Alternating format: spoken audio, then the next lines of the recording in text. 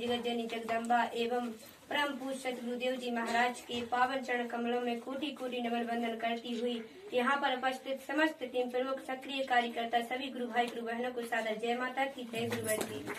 वास्तव में हमारे गुरुवर ने कहा है कि एक बार माँ की सच्चे हृदय से आराधना करके तो देखो, माँ से हमें क्या मांगना जो हमारी अपनी है, हमारी आत्मा की मूल जननी है, सृष्टि की निरंतर माता आदि शक्ति जगत जननी जगदम्बा है।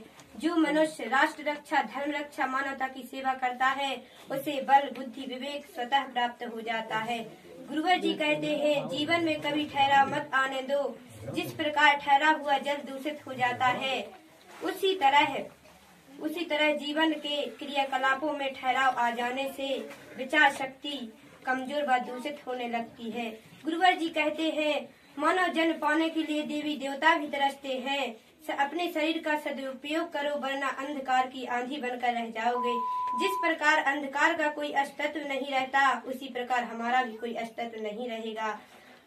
यदि गुरुवर जी को नहीं मानते तो ठीक है, किसी देवी देवता को नहीं मानते तो अपनी आत्मा की जननी को तो मानो, शक्ति साधक बनो, धर्म योद्धा बनो, स्वयं के कुविचारों से लड़ना सीखो। इन्हीं शब्दों के साथ मैं अपनी वाणी को विराम देती हूँ। सादर जय माता की जय गुरु।